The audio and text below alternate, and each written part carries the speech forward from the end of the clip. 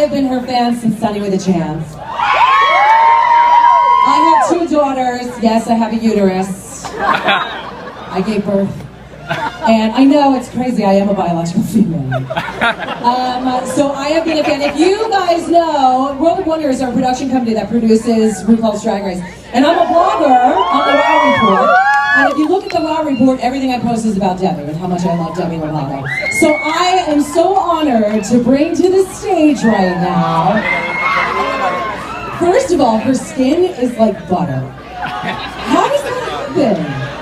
I thought I had really good skin. And I'm 45 and I'm proud of my skin, 45 years old. But her skin is like, I'm like, oh my God. Absolutely silken. So excited to have her as one of the Grand Marshals this year. So please, without further ado, please welcome to the stage the one and only Miss Demi Lovato!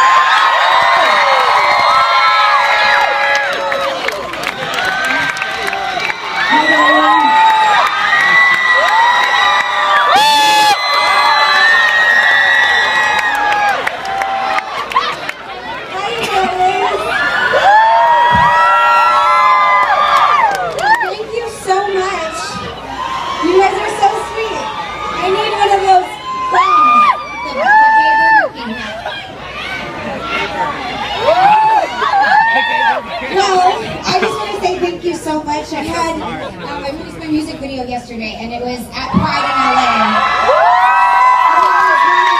It was seriously one of the best, most joyful days of my life. Because of your energy, it was so incredible. So thank you for embracing me. Well, I am here to support as well. I am always here for anybody that's struggled with being bullied.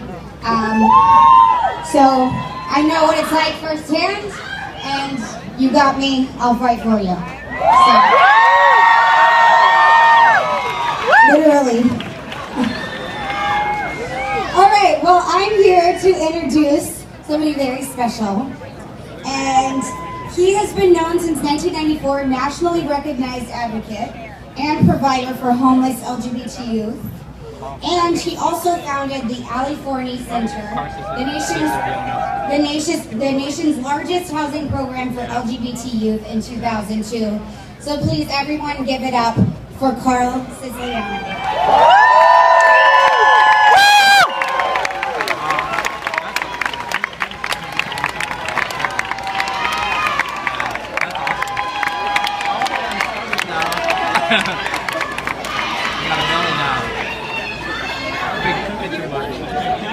Thank you for that warm welcome. So I'm very proud and honored to be here representing the homeless LGBT youth of our nation.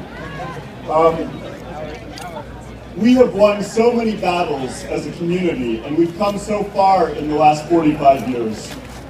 But the reality is that for homeless kids, for homeless LGBT kids, it might as well still be 1969.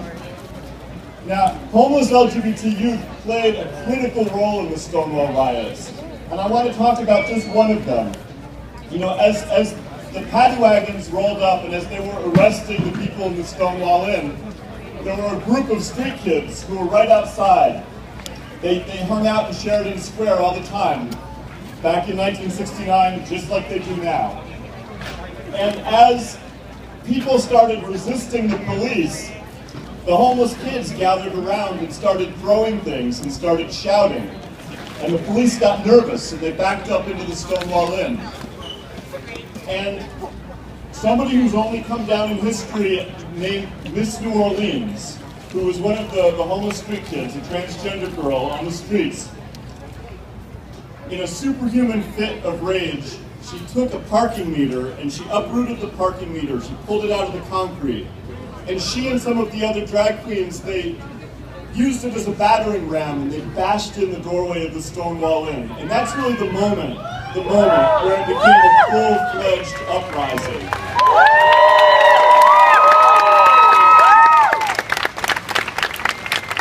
So I'm proud to be representing the homeless LGBT youth because I know that they gave birth to our movement. They had nothing to lose. They had nothing to be afraid of because everything bad that could have already happened had happened to them. They'd been rejected by their families and cast out to the street. That happened now, and it happened then. But now, after all this progress, after we've had so much success as a movement, it's worse than ever for the homeless LGBT youth. There are 200,000 homeless LGBT youth on the streets of our country. 200,000. Cast out by their parents for having the courage and the integrity just to be honest and open about who they are. Do you know how many beds there are for homeless kids in this country? 4,000. There are 200,000 homeless LGBT youth, and there are only 4,000 beds for all homeless youth. Do you know how many beds there are dedicated to LGBT kids? Safe places where they don't have to worry about being subjected to violence and homophobia when they just try to get a place to get off the street at night? 350. So there are 200,000 homeless LGBT youth in our country and 350 beds. Now we as a people have done so much to lift ourselves up and to fight back against the oppression. And I need to ask you to be with our kids as we move forward, because we have to recognize that this is the greatest crisis facing our community right now, that so many thousands of kids are being cast out of their homes and thrown to the streets to suffer, to get bashed in the streets, to get beaten up, to get sexually assaulted, to get pimped out. So many of them attempt suicide, so many of them become infected with HIV. And I'm just going to say right now, if we could bring down DOMA, we can get beds for our kids, right?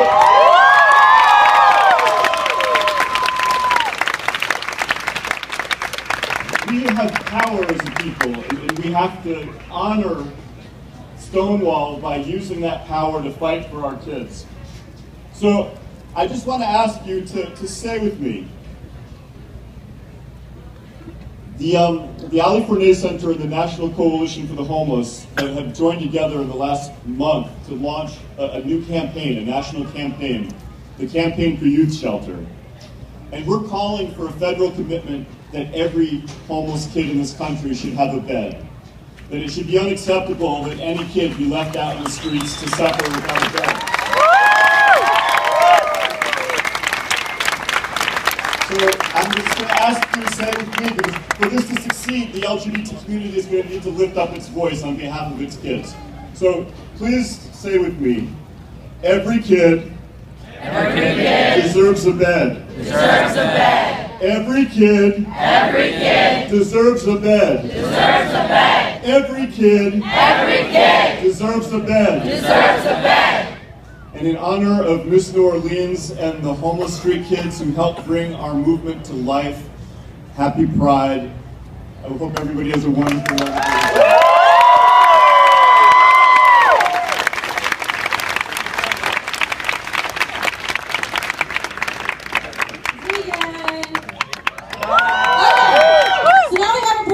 By one of my favorite people. I know her very, very well. She's creepy.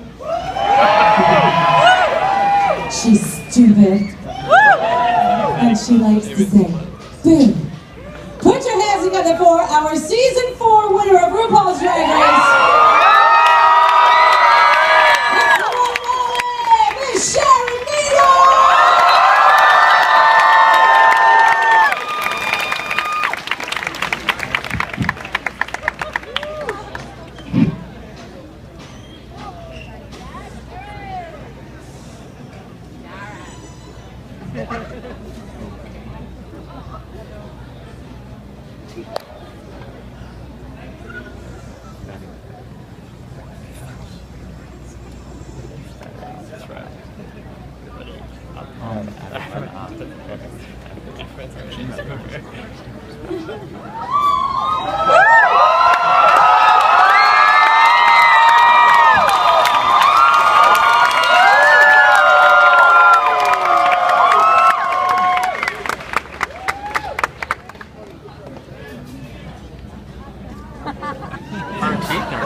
Nothing changed from rehearsal, didn't it?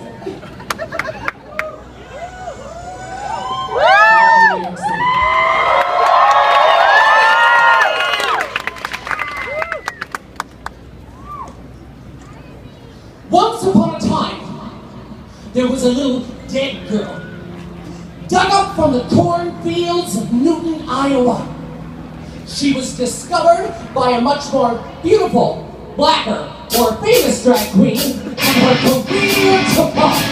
Oh Lord, she has created a monster!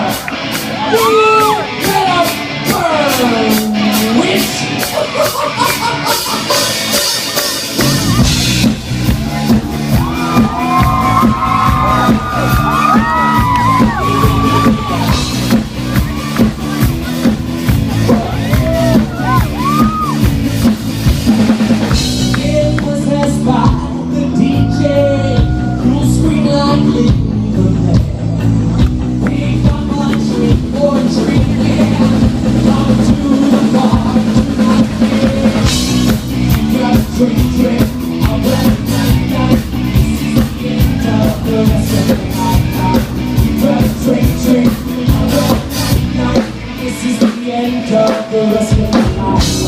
Rest of your life, happy Pride here, Sam!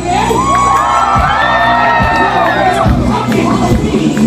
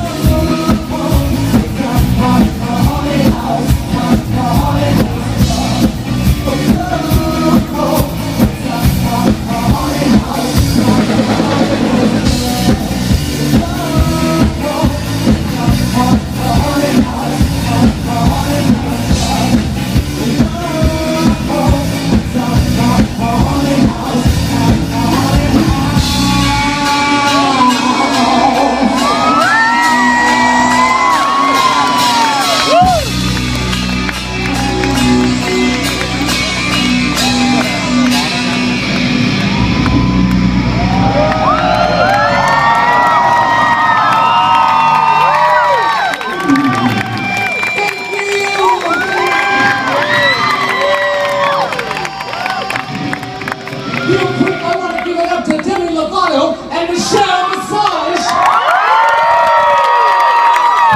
Two of the most beautiful women backstage. It's women like that that make me feel like I look like a man. And that's true.